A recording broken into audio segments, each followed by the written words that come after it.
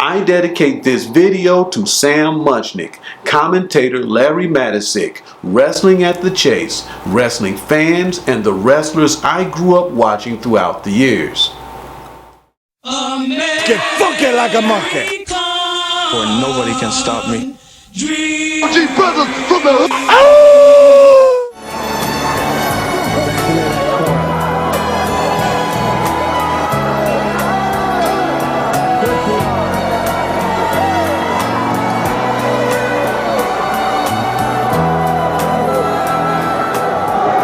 shots him again. Crowd right hand right to the face.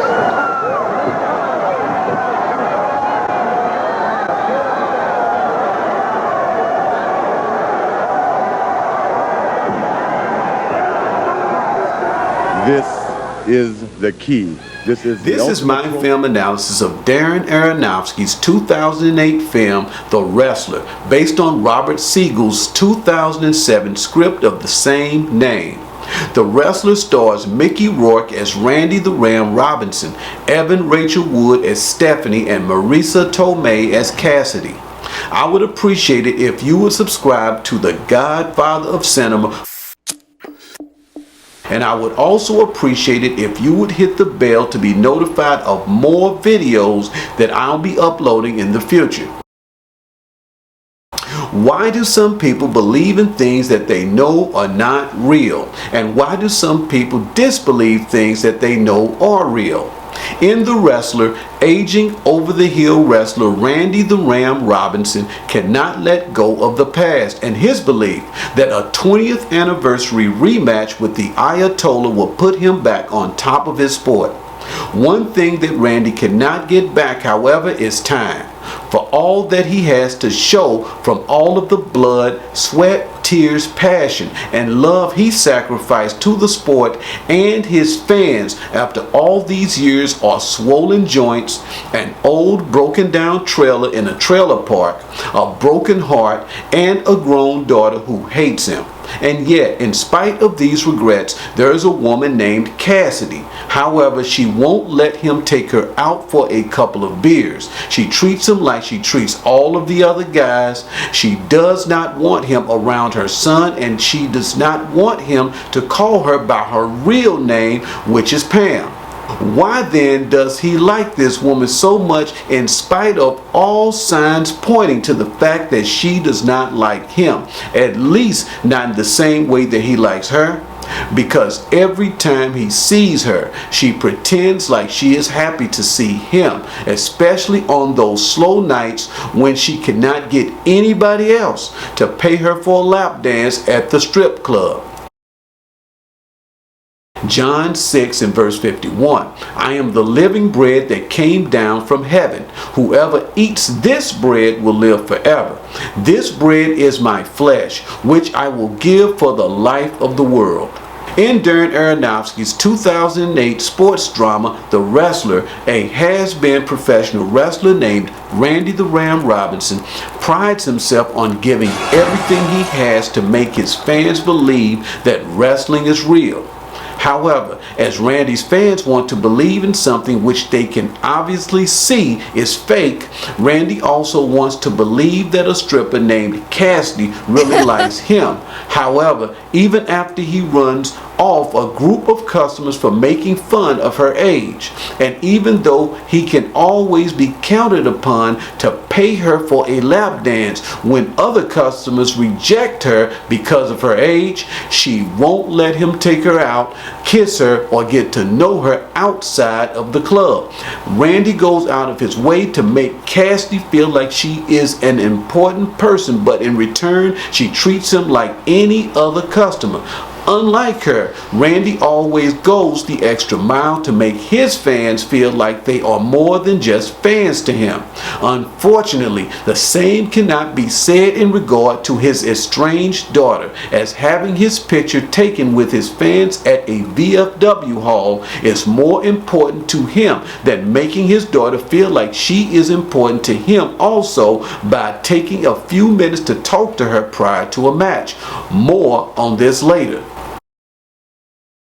In sociology, a social role is what we expect from people according to their social position or status. For instance, we don't expect someone with a low professional position and title of a janitor to be intelligent, while on the other hand, we do expect someone with a high professional position and title of a doctor to be exceptionally intelligent. Oh, give me an anesthetic, Doc. What color?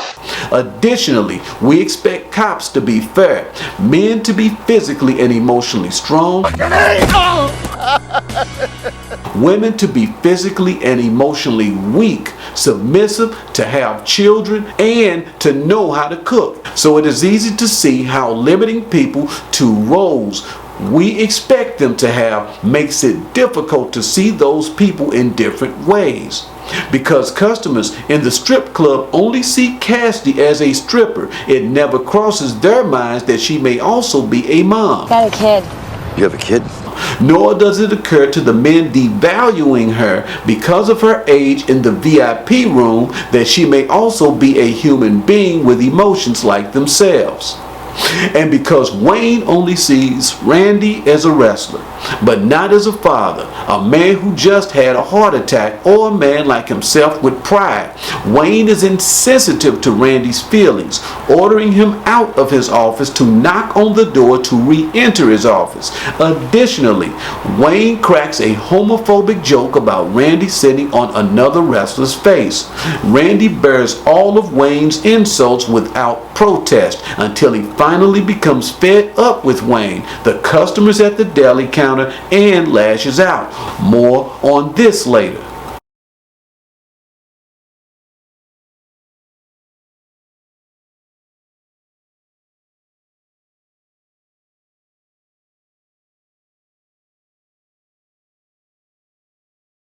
Cassidy has no problem distinguishing who she really is from who she pretends to be in the strip club, as her real name is Pam and not Cassidy.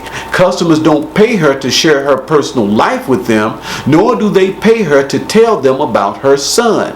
What customers do pay her for is getting buck naked, sliding down a pole, and dancing on the stage. And if she was looking for a personal relationship anyway, she would not use a fake name like Cassidy, but her real name, which is Pam, and she definitely would not go looking for a relationship in a strip club. However, as she is still a human being, separating who she really is from what she does in the strip club can be difficult. Matthew 26 and verse 41. Watch and pray so that you will not fall into temptation. The spirit is willing, but the flesh is weak. She should have thanked Randy for defending her from the men making fun of her in the VIP room. However, instead of thanking him as he expected her to, she curses him out for ruining her opportunity to make $200. As far as she is concerned, the men had not insulted her because they do not know her. Rather, they had insulted Cassidy, a fake person who only exists in the strip club. And in another scene, Randy enters the strip club like an angel of light again, coming to her rescue, as it is a slow night, at least for her, due to the fact that most customers prefer younger strippers to older ones like herself. However, tonight he throws her a curveball. He did not come by the strip club to pay her to give him a lap dance. He came by the strip club because he needs her to listen to him talk about his problems. At first, Cassidy reminds him that she cannot leave the club to talk to him because he is a customer. But after Randy tells her that he had a heart attack a week ago, she makes an exception to her customer policy and follows him out of the club to talk in the privacy of his van, where he tells her that she is the only person he wanted to see when he got out of the hospital, that his heart is not strong enough for him to wrestle anymore, and that he is scared, lonely, and needs her support. But Pam is too strong to be tricked into accepting a role that is not for her benefit, but for his benefit. Their relationship is based on business, and she cannot allow herself to become personally involved with him. By now you would think that Randy would give up on trying to trick Pam into believing that she is really Cassidy, a stripper, as he believes that he is Randy the Ram in and out of the ring, and that he is not just another customer. Instead of discouraging him, though, Cassidy's rejection makes Randy even more determined to prove to her that he really likes her and wants to get to know her, even though he knows nothing about her at all. More on this later.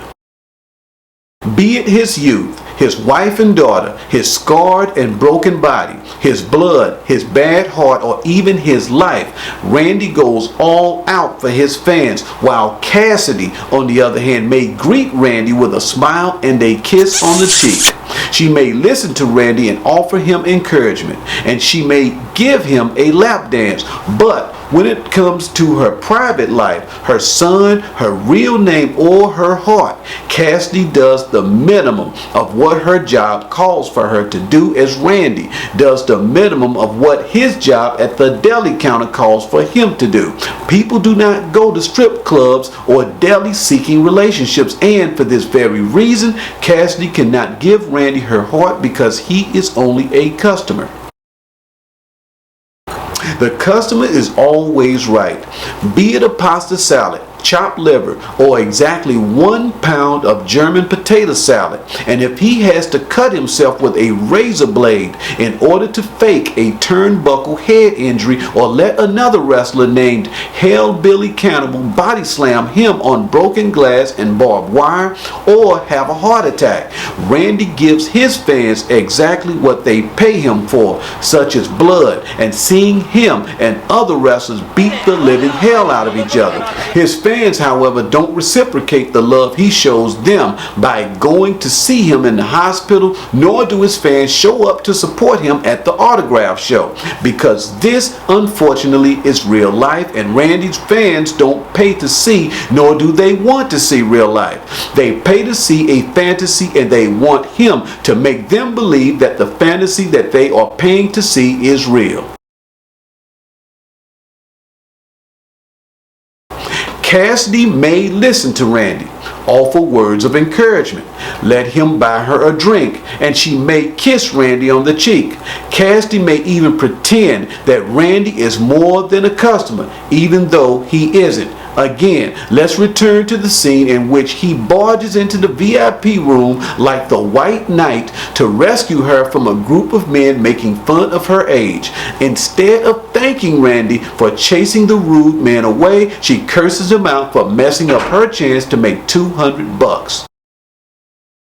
And when Randy stops by the strip club to let Cassidy know about the heart attack he suffered a week earlier, she opens up a harsh can of whoop-ass reality that she is only pretending to like him. She also reminds him that she is a stripper and cannot allow herself to go any further with him than that. As I pointed out earlier in this analysis, professional wrestling has been Randy the Ram Robinson prides himself on how far he is willing to go in and out of the ring for his fans. For instance, he'll inject steroids directly into a butt cheek, tan himself at a spa, bleaches hair at the beauty salon, cut his forehead with a razor blade, and he will even put his heart and life on the line by coming out of retirement for a rematch with the Ayatollah at Madison Square Garden. And yet, for all of the real sacrifices he makes for his fans in the fake world of professional wrestling, Randy won't make any real sacrifices for his daughter in the real world. Even going by her house after his heart attack is fake, because he only does so because he is afraid of being completely alone after Cassidy, whom he told about his heart attack, First, sent him packing to his daughter. And even though Stephanie sees right through his fake apology for abandoning her and her mother when he was young and on top of the world, she agrees to have dinner with him. However, being that his heart belongs first to wrestling and his fans, Randy misses dinner with his daughter for the opportunity to referee a match between Booker D and McBride in a high school gymnasium, proving again in this scene that he won't make any real sacrifices for his daughter, and yet he also cannot seem to understand why she won't accept him as his fans accept him.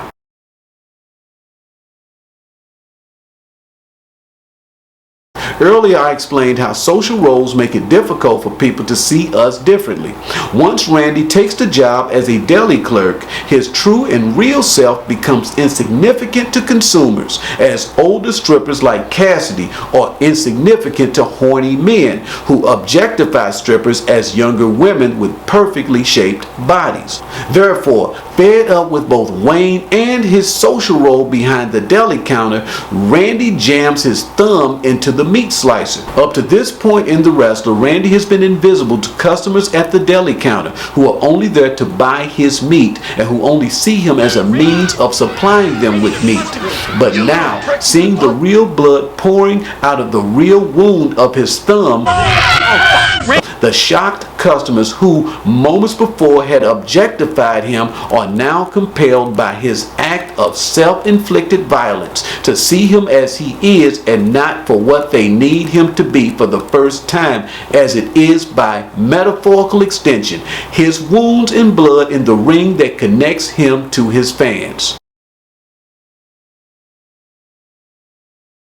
Cassidy struggles every day to separate who she is in the real world from what she does in the strip club. In order to keep both of these opposing worlds from overlapping, she will not allow herself to forget that Randy is a customer in spite of her emotions. Even though Cassidy is always about business with Randy, she agrees to meet him at a vintage shop called Yesterday's in Westfield to help him pick out a present for his daughter. As a gesture of appreciation, he gives Cassidy his Randy the Ram action figure for her son. And being that this action figure is a collector's item and very valuable to Randy, Cassidy feels obligated to have a beer with him at a small bar where Randy drops a quarter into the jukebox and treats her to a lap dance. Proverbs 23 verses 1 through 3. When you sit down to eat with a ruler, observe carefully what is before you and put a knife to your throat if you are given to appetite. Do not desire his delicacies, for they are deceptive food. Good 1980s rock and roll combined with Randy's spontaneous lap dance causes Cassidy to forget about her hands-off policy, and when they finally kiss, he goes from being a customer to a man and she, a stripper to a woman, and yet, in spite of her attraction to Randy, Cassidy finds the strength to remember that her real name is Pam and not Cassidy, and that she is not a stripper but a woman and mom to a 9-year-old boy. I got a kid. You have a kid? Cassidy backs away from Randy, finishes her beer, and reminds him that she is not allowed to have contact with the customers. And later, Randy stops by the strip club to thank her for helping him pick out a present for his daughter. However, when he asks her out on a date, she decides that enough is enough and lets him have it. No, she can't go out on a date with him because he is just a fucking customer. Also, Cassidy is not her name. Her real name is Pam, and this is not the real world. This is a strip club, which also happens to be her job and not her life. Cassidy's outburst and brutal honesty catches Randy by surprise. How can she still think of him as a customer after all that they have been through together? She now reminds him of customers at the deli counter who only see him as a worker. Which takes us back to Randy's difficulties in being a professional wrestler, a father, and a deli worker, all at the same time. Cassidy's businesslike attitude frustrates Randy because he wants her to see him as a person instead of some horny customer who is only interested in a piece of meat. He really wanted to know the real Cassidy, whose real name is Pam, and her 9-year-old son. So, having struck out with Cassidy, Randy tries his luck with Stephanie, his daughter, because he is afraid and lonely after having a heart attack and being told by his doctor that he cannot wrestle anymore. Winning her faith and trust are difficult. However, after he buys her a second-hand jacket and takes her for a walk along the Jersey Shore, Stephanie opens up to him. But after he takes on a referee gig, instead of meeting her for dinner, she returns the jacket he gave her and cuts him out of her life for good. And as if being rejected by Cassidy and his daughter aren't enough, Randy returns to the grocery store to face a mob of impatient customers at the deli counter, pressuring him to slice their meat faster. And when he deliberately jams his thumb into the meat slicer, all of the frustration pent up inside of him comes gushing out. Your fucking cheese. So, Randy leaves the grocery store, the real world, and calls up wrestling promoter Nick Volpe to tell him that yes, he'll return to the ring to wrestle the Ayatollah for their 20th anniversary rematch, and yes, his bad heart can take it. It has to take it, because the wrestling ring is the only place where he can bleed, fall, get up, fall, get up, fall again, cry, and sometimes win. Unlike Cassidy, his daughter, and customers at the deli who all reject him, his fans in the so-called fake world of professional wrestling love and accept him as a flawed but real human being, the very thing that he cannot be in the so-called real world. Director Darren Aronofsky originally picked Nicolas Cage to play Randy the Ram Robinson in The Wrestler, with the director claiming that Cage left the project after finding out that the director wanted Mickey Rourke, a claim that Nicolas Cage disputed by asserting that he left the project because he didn't have enough time to build his body up for the role. In Rourke, Aronofsky had not only the body of the film's main character, but his pathos as well. Touted as a sex symbol and one of the best up-and-coming actors in the late 80s and early 90s, Mickey Rourke fell out of favor with Hollywood after developing the reputation for being difficult to work with. He tried his hand at boxing in 1991 but soon quit after developing neurological problems. Rourke admits to having extensive plastic surgeries on his face in order to correct previous plastic surgeries for boxing-related injuries. Initially, Rourke did not want to make the movie because he felt that it hit too close to home, especially because he had the same conversation with his own estranged father that he has in the film with actress Evan Rachel Wood, who plays his daughter Stephanie. This and other emotional traumas in Rourke's repertoire of life experiences is exactly why Aronofsky wanted him to play Randy the Ram Robinson. In an interview with CNN, Aronofsky said that the main emotional thread between Rourke and his fictional character in The Wrestler is the fact that they were both broken and full of regrets, as Aronofsky himself was broken by the box office failure of his 2006 film The Fountain. Retired professional wrestler Afa Anoa'i was hired to train Mickey Rourke to wrestle. Other aspects of physically preparing for the role consisted of resistance training and cardio. By the time he'd achieved the muscle and look for his role, many of Mickey Rourke's trainers felt that he was better than most of the professional wrestlers in the WWF at that time. The juxtaposition of 80s rock and roll and hip-hop in the film reflects Randy the Ram Robinson's preoccupation with his past, his alienation from the present, as well as his inability to separate who he is in real life from his fictional wrestling character, as well as his inability to separate reality from his imaginary relationship with the stripper named Cassidy.